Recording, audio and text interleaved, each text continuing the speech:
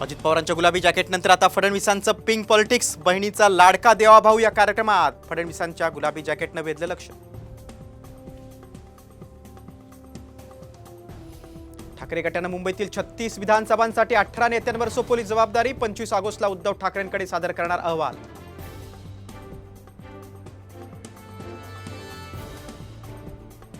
अजित पवार उद्या नवाब मलिकांच्या मतदारसंघात. नवाब मलिक अजित पवारांच्या व्यासपीठावर येणार असल्यानं भाजपच्या भूमिकेकडे लक्ष.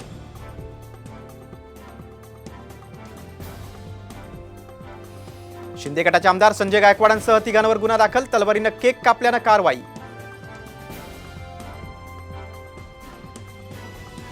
आठवड्याभरात अंगणवाडी सेविकांना 5,000चं मानधन द्या, नाहीतर मी स्वतः आंदोलन करणार. खासदार सुप्रिया सुळेंचा सरकारला इशारा.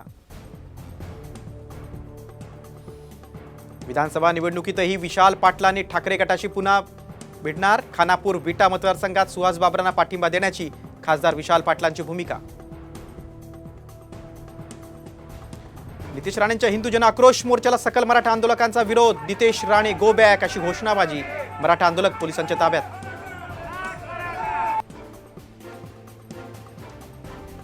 विनायक मेटेंचा शिवसंग्राम पक्ष विधानसभा निवडणूक लढवणार. ज्योती मेटेंनी 5 जागा लढवण्याची केली घोषणा.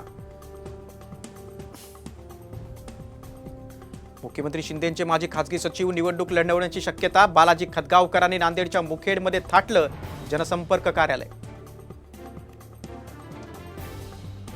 केंद्र सरकारच्या विविध मंत्रालयात 45 पदांची भरती. सहसचिव, संचालक आणि उपसचिव या पदांवर परीक्षा न घेता होणार तज्ज्ञांची थेट भरती.